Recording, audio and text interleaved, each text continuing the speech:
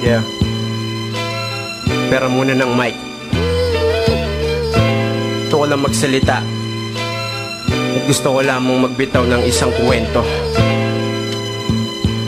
Malalim na buhay. Ito na. Pakinggan nyo ang aking kwento.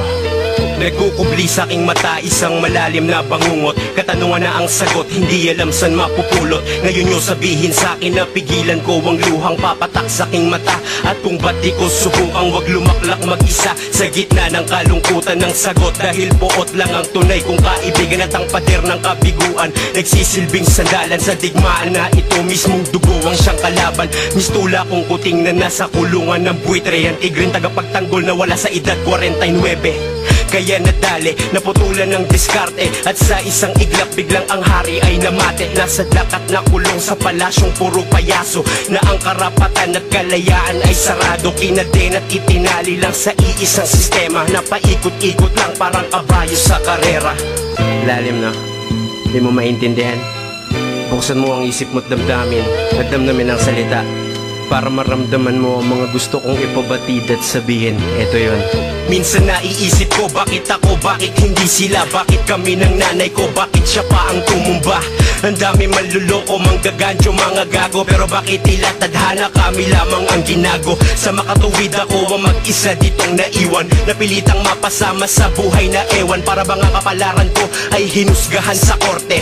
Pag agrabyado wala nang sino mang re-responde. Malayang nakatali, kaalaman ay isinusi. Pag ganto lahat magiging jablo kahit pa may busi. Lak na kalooban at may pinag-aralan. Baka magkasungay pati lahat ng may paninindigan. Pinipilit umalpas, pinipilit lumagpas. Ngunit karapat ay pinilipit at tinagpas. Bakit kailangan na ganto ang dapat na sapitin? Kailan ang talahib na harang ay pwedeng hawiin? Ganun talaga eh. May mga bagay na kahit hindi mo gawin, binibintang sa'yo. Mga bagay na ayaw mong gawin, mapangyari sa'yo, nangyayari sa'yo. Pero dapat matigas pa rin, bayag naging konkreto. At ang rosa sa puso kong semento ang tanging sikreto. Kung bakit nakatayo pa at patuloy lumalaban sa isang gera na di alam kung saan napatutunguhan. Rutina nakakasawa, sitwasyong nakakaawa. Tumutulo na luha, kamalasang humahawa. Humihiwa, sumusugat, nagmamarkat, pumipilat. Bulag ba ang hustisya o ayaw talagang dumilat ng mga mata nang mamulat sa katotohanan? Nagtiklop balikat lang dahil prinsipyo'y natapakan. Pilit bumabalik tanaw sa panahong lumipas. Nung panahon na masasabi kong malasa pa ang ubas. Ngayon libro'y kumupas at ang ubas naging pasas. Mga pahina ng gintong aklat ko ay biglang nalagas. Pasensya na kung malalim at madramang aking kwento. Buong puso mong pakinggan, malalamang dito invento. Tiny boy, what's up? Tiny boy, let's go.